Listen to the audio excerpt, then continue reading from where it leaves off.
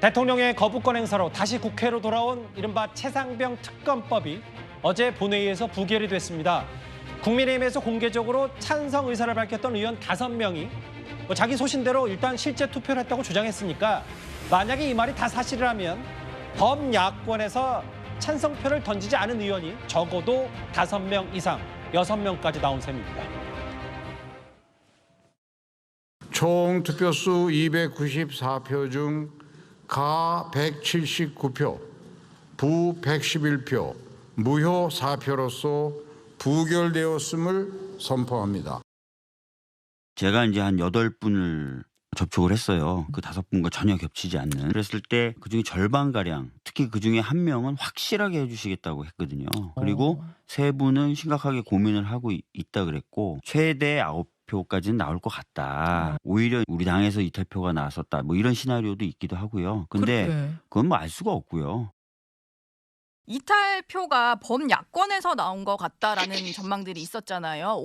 분명히 그건 나왔을 거예요. 우리 당에도 100%가 다 찬성은 반대는 안 했을 거라고 보고요. 네. 이 법안, 이 사건에 대해서 본질을 제대로 이해만 하면 국가라고 하는 게 어떻게 운영이 돼야 되는지에 대한 기본적 이해만 있으면 저는 여기에 야권에서도 찬성을 할 것이라고 다른 방송에서도 제가 몇 번 얘기를 했어요. 잠시만요. 저희가 이 최상병 특검법 부결 여러 후폭풍 얘기를 먼저 만나보기 전에 조금 전에 용산 대통령실로부터 속보부터 먼저 만나봐야 될 것 같습니다.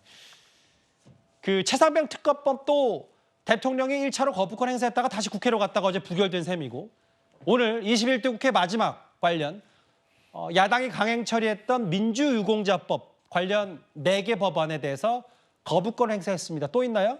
예. 그러니까 대통령 취임 후에 거부권이 최상병 특검법까지 하면 10번이었는데 이제 14번, 14차례로 늘어나는 건데요. 그러니까 앞서 대표적으로 뭐 여당에서는 이거 586 기득권, 운동권 특혜법 아니냐는 비판이 있었던 민주유공자법, 전세사기 특혜법 등 4건의 거부권 제의 요구를 했습니다. 용산 대통령실 윤 대통령이. 전 변호사님.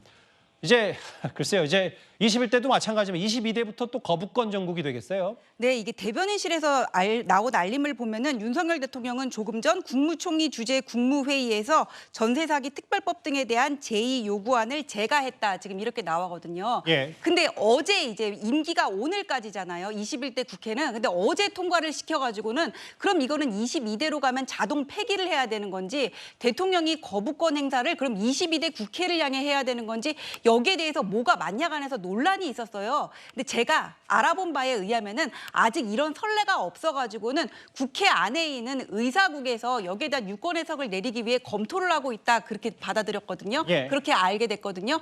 그런데 지금 여기에 대해서 제의 요구권을 제가 했다는 거는 여기에 대해서 거부권을 행사를 하겠다는 거고 물리적으로 21대 국회는 여기에 대해서 재의결을 할 수는 없지만 그러게요. 이게 뭐 어떻게 유권 해석을 내릴지는 국회에서 모르지만 이게 22대 국회로 가서 재의결을 하던 아니면 여기서 자동 폐기를 하든 대통령실에서는 여기에 대한 거부권을 행사하겠다는 의지를 그냥 표명한 것으로 그렇게 보입니다. 예, 대통령이 오늘 4건의 거부권 민주유공자법을 대표적으로 포함한 윤 대통령의 거부권 행사, 제의권 이 얘기를 했습니다. 제의권, 거부권, 뭐 표결, 뭐 22대 국회 개원하고 나서도 좀 순탄치가 않을 텐데 일단 이 얘기를 해보지 않을 수 없어요. 그 허민 기자님. 네. 취재 많이 하셨을 텐데 실제로 어제 179표가 나왔다, 찬성. 그렇습니다. 예. 그럼 범야권이 180석인데 한 명은 모르겠고 근데 이제 국민의힘 찬성이 5명 공개적으로 이 사람들 실제로 다 했다면 범야권에서 6명이 이탈한 건 오히려 여당보다 야당의 표단속이 안 된 거 아니냐? 어떻게 보세요? 그런 해석이 나올 수 있을 것 같습니다. 지금은 정확하게는 이제 범야권이 179명이 참석을 했습니다. 예. 정확하게는 저 표에 나오듯이 이제 국민의힘 찬성 입장이 5명이라고 돼 있었는데 국민의힘하고 이제 그 범여권이 전체가 이제 115명을 참석을 했는데 저는 이 179표, 찬성표가 179표가 나왔다는 게 정말 이게 아주 재미있는 숫자, 재미있다 그러면 좀 어폐가 있는데 매직 넘버인 것 같습니다. 왜냐하면 범야권, 민주당을 포함한 범야권이 179명이 참석했는데 찬성이 179표가 나왔어요. 그런데 지금 앵커 말씀하신 것처럼 이 국민의힘과 이제 여당 쪽에서 공개적으로 어려움을 무릅쓰고 내가 찬성표를 던지겠다고 하셨던 분이 5명이기 때문에 179 플러스 5하면 180, 최소한 184표가 찬성표가 나와야 되는데 찬성표도 179표예요. 이거는 거꾸로 민주당 쪽에서 5명은 최소한 이탈표가 발생했다는 것 아니겠습니까? 예. 근데 또 조금 더 범위를 확대해서 야 이게 뭐 아까 박주민 의원이 뭐 얘기한 것도 있었는데 제가 만나본 사람들 중에서는 찬성할 것 같은 사람들이 좀 있었어. 그래 그러면 국민의힘과 범여권에서 10명이 뭐 이탈을 했다. 그럼 그만큼 민주당에서 빠져나간 겁니다. 그런데 사실은 뭐 여러분들이 또 정치 전문가 또 이런 평론가들이 관측할 때 국민의힘에서 이게 뭐 5석 이상 10명 뭐 아니면은 이게 거의 뭐 통과가 될 정도로 찬성하는 사람들이 늘어날 수도 있다라고 봤던 건데 의외로 이게 비교적 안정적으로 이제 막아낸 거고요. 예. 그만큼 지금 말씀하신 것처럼 민주당이 표 단속을 하는데 실패했다라는 생각이 들고 그 기저에는 지난 총선 공천 과정에서 나타났던 비명 행사 그리고 그 이후에 나타났던 이재명 일당 사당화 또는 이제 뭐 일극 체제에 대한 반발 심리가 많이 깔려 있는 건 아닌가 그렇게 해석을 좀 해봅니다. 여기 보면 그러니까 이재명 대표 중심의 여러 거의 사당화 느낌의 비판 목소리가 내부에도 있지 않았냐. 뭐 허민 기자 개인적으로 이런 해석을 하셨는데 일부 이탈할 수 있겠지만 그게 큰 의미가 아니다. 이게 사실 애초에는 여당의 표단속에 모든 이제 언론의 포커스가 많이 맞춰졌기 때문에 김준욱 대변인. 다만 국민의힘에서는 이거 자신만만해하고 밀어붙였던 야권 내에서도 오히려 이탈했다. 민주당 지도부의 이의를 표시한 것이다. 이재명 대표가 저 결과에 머쓱해진 거 아니냐는 비판 어떻게 받아들이세요? 저는 너무 이게 지금 우리 언론들이 침소봉대하고 있다 이렇게 보여지는데 예. 일단 저기에서 지금 그 문제가 되고 있는 표가 5표에서 많아봐야 6표밖에 안 됩니다. 이걸 가지고 아전 인수격으로 해석하는 것 자체가 저는 좀 이해가 잘 안 되는 부분이 있는데 그렇다고 철렁 치더라도 지금 이제 무효표가 4표가 나왔어요. 그 무효표 중에 4표 중에 3표는 찬성, 가에 가까운데 거기에 점을 찍었다든지 아니면 다른 표시를 하는 바람에 무효표가 된 거거든요. 그러면 사실상 그동안 의미 있게 양쪽 진영에서 국민의힘이든 더불어민주당이든 혹은 야권 진영이든 양쪽에서 자기들이 가지고 있었던 표는 다 관리가 됐다라고 보는 게 사실 맞는 것 같아요. 예. 거기에 뭐 특별히 어느 쪽이 더 의미를 부여해서 이쪽은 됐고 저쪽은 안 됐다 이렇게 얘기하는 건 좀 크게 의미는 없어 보이고요. 예. 하나만 더 말씀드리면 이번에 사실 이 최상병 특검법에 대해서 통과를 바라고 있었던 국민의 여론이 약 70%에 가까웠는데 그럼에도 불구하고 이 부분이 그 재표결에서 통과가 안 된 것 때문에 아마도 많은 국민들께서 좀 상심했을 것 같다라는 생각이 들고 예. 이번에 이제 총선 참패 이후에 국민의힘에서 많은 분들이 좀 변화를 요구했고 또 대통령실과의 수직적인 관계를 좀 이번에 탈피할 수 있는 기회가 되지 않겠느냐라고도 했음에도 불구하고 예. 그렇지 않았던 부분에 대해서 좀 많은 분들이 좀 상심하는 부분이 있지 않을까. 저는 여전히 좀 아쉽다라는 말씀 좀 드리고 싶고요.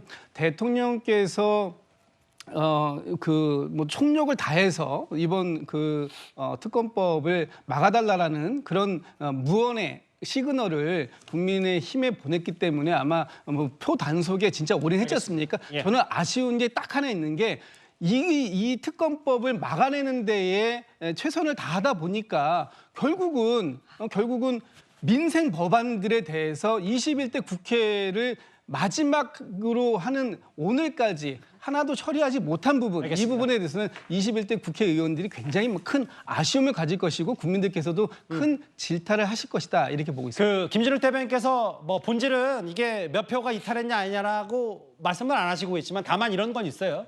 일부에서 이재명 대표 강성 지지자들은 어제 이번에 민주당에서 공천을 받지 못한 동작을 지역구인 이수진 의원이 불참한 걸 두고 뭐 조상호 부위원장은 이수진 다시 보지 맙시다. 끝까지 설명시킨다. 뭐 이수진 했다.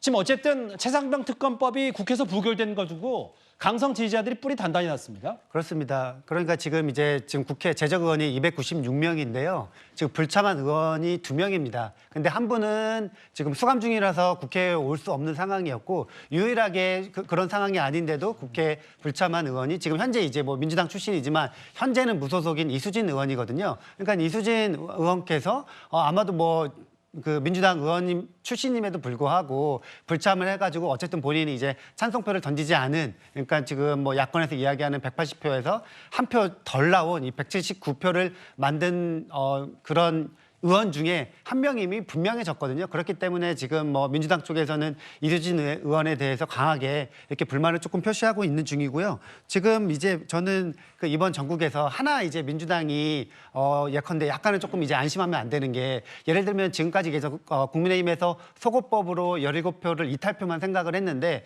지금 민주당은 22대 국회에서도 175석이거든요. 그러니까 지금 3분의 2 이상 민주당이 원하는 그런 법안이나 특검법을 하기 위해서는 25표를 가지고 와야 된다. 물론 22대 국회가 21대보다는 민주당한테 우호적이지만 그럼에도 불구하고 안심해서는 안 된다. 이렇게 좀 생각을 합니다. 요즘 민주당 지지자들, 특히 강성 지지자들 뿔이 많이 났어요. 국회의장 후보에 또 의원직 후보가 된 걸 두고 여전히 갑론을 말들이 많은데, 이재명 대표의 리더십에 상처가 났다는 여당의 비판도 있지만 불참한 이수진 의원에 대한 공격이 딱 그쪽으로 쏠리는 것 같기도 하고요.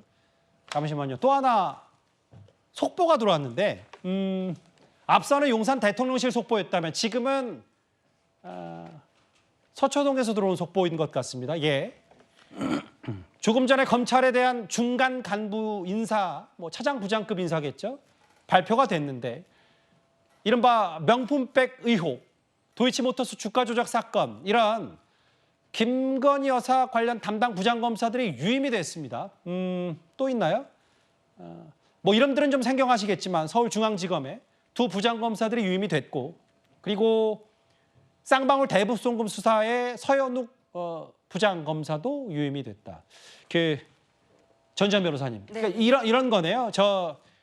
얼마 전에 서울중앙지검 네. 장 교체, 이거 방탄 인사 아니냐, 야당도 비판했는데, 일단 일선에서 김건희 여사 수사를 지휘했던 중간 간부들은 유임이 됐다.